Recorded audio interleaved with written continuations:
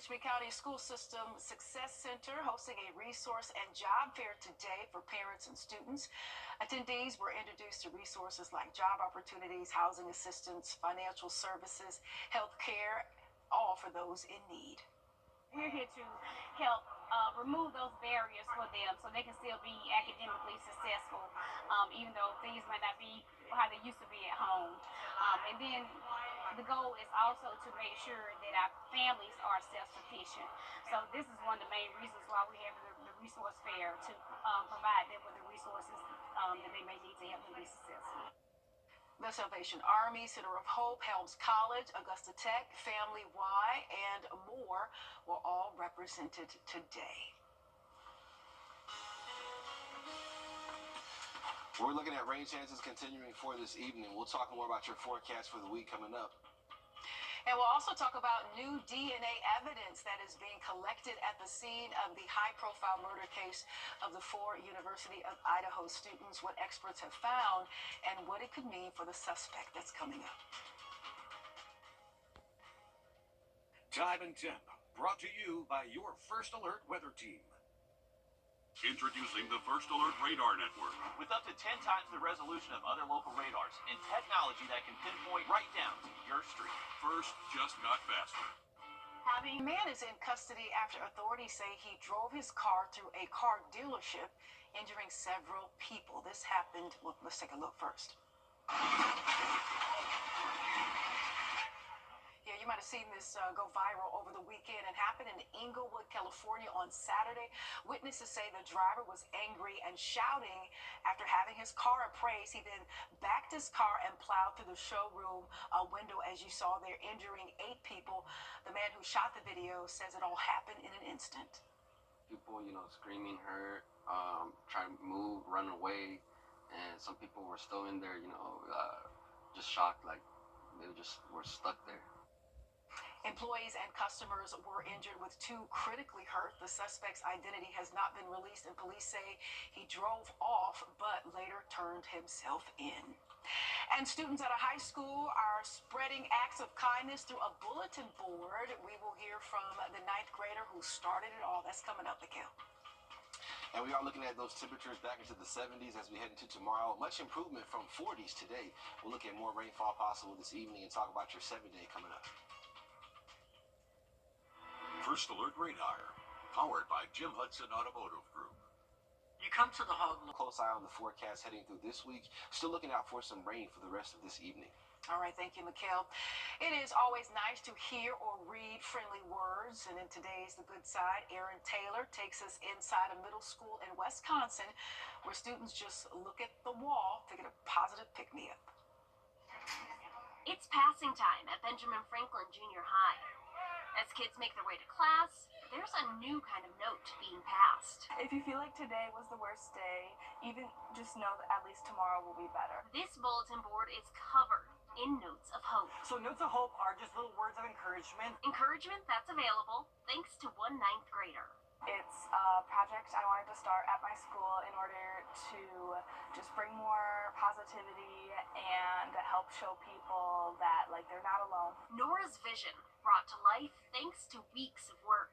We met weekly to plan, organize, and discuss how are we going to get it from an idea to something real. Step by step, being able to see the progress, both just physically with the board and then also just seeing the way people have reacted to it has just really shown that it makes a difference.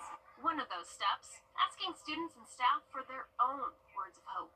We received over 200 submissions. Some of them have direct quotes from people or some just messages thought up by students. Messages by and for the school community. So students, staff members, as they're walking by during passing time or whatever, can stop and look at it, and if something connects or resonates with them when they're having one of those days, they can pull it and keep it. I realized that this would really have the power to help people, a positive pick-me-up on their rough days. All right, very nice. And Nora hopes to continue spreading the positivity by getting notes of hope boards up in other schools in that area. And we'll be right back. I'm running this. I'm running this. I'm running Lucy. Cause I'm running Lucy. Find yourself in a Ford F-150. Get up to $11,250 in total savings, or $3,900 for $60, plus up to $8,750 in total savings on F-150. Here at the Edgefield Butcher Shop. Thanks so much. An Augusta man arrested and charged with non-aggravated child molestation. 60-year-old Dennis Jennings allegedly sat in a chair and touched himself while children were playing outside. This happened on Brussels Street, and the children were ages 7 to 13 years old. Authorities say one of the children actually got a video of Jennings. He faces 6 counts of non-aggravated child molestation and is being held without bond. Tonight at 6, your Hallie Turner will have more on this investigation. And we are learning more about a fire that damaged a home over the weekend in Aiken County. The Midland Valley Fire Department says the fire on Irene Street in North Augusta was started by a pan of grease that was left on the stove unattended. Fire officials say the fire damage was in the kitchen area and attic above the stove. The Red Cross is helping 1 adult and 3 children from that home. And 5 people are hospitalized after a small plane crash in Pennsylvania. Scary video here. No one was injured on the ground, but 5 cars were damaged in the Lancaster County crash. The crash happened at a retirement community. 3 of the victims are being treated at a burn center. One witness says he saw the crash and immediately called 911 for help. Fire was so hot. I was covering my face and the smoke was so thick. And at that point, cars were on fire and they were popping and explosions. Unreal. According to air traffic control, a passenger on the plane reported a door was opening during the flight. It is unclear on how they may have contributed to what happened. The NTSB says it is releasing more information today. And top U.S. negotiators will meet with Ukrainian officials. Declared COVID-19 a pandemic after more than 118,000 cases were reported at the time. 2 days later, the Trump administration declared a national emergency and issued a national ban on non-U.S. citizens traveling from European countries. The World Health Organization ended the global emergency status for COVID in May of 2023. And there is a new procedure that is helping patients with lung cancer get diagnosed and treated in one trip. We will hear from the doctors behind it coming up. Mikhail? We are looking at more rainfall for this evening, but it does get better by tomorrow and also warmer. We'll look at your forecast coming up. Will, thank you so much, Mikhail.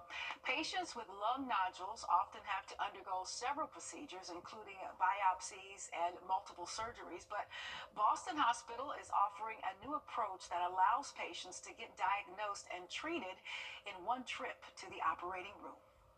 For philosophy graduate school, but former Boston College professor David McMenamin began smoking at a time when many young men did. I started on Saturday nights in high school, and then in college I became a regular smoker, and smoking ever since. The habit finally caught up with the 72-year-old when his doctor told him they found a tiny spot on his lung during a screening CAT scan. And I said to her, I'm focused on the word tiny, and she said, I'm focused on the word spot. Lung cancer kills more people in this country than any other cancer, but if it's caught in the very early stages, it can be cured. David's lung cancer was so small that removing it with traditional surgery would be challenging, but BIDMC in Boston offered him a new option. Guiding a robot with remote controls, a lung specialist inserts a scope through the patient's mouth down into the affected lung and injects dye into the tumor, making it more visible for the surgeon, who then uses another remote control robot to cut the tumor out with remarkable precision, offering patients a biopsy, diagnosis, removal, and treatment of a lung nodule in only one trip to the OR. That helps preserve patients' quality of life and breathing function, and also gives us the same cancer outcomes. Especially for these early stage cancers, the goal of surgery is a cure. I said to Dr. Wilson, does this mean I'm like a cancer survivor? And she said, yes, a title you should wear proudly. And I said, I'm not so sure, because all the people I think of as survivors suffered, and I didn't have any suffering. And that's the ultimate goal. And Boston Hospital is one of the first hospitals in the country to offer this dual procedure, and David was one of their first patients. But they're hoping more institutions will begin using this technology in the near future. And CVS wants to grow by shrinking. It is opening a dozen stores this year that will have only pharmacies and about half the size of a normal store. They won't have things like snacks, makeup, cards, or other things that you go to CVS for. Now, the smaller stores are part of its turnaround plan, which includes store closures and layoffs. And it is tax return season, which means many of you might see more money in your account soon. Coming up, we have some advice on how you can spend it wisely. Mikhail. And it is raining for today. There is more rain in your 7-day forecast. We'll talk about that coming up next. You're invited to the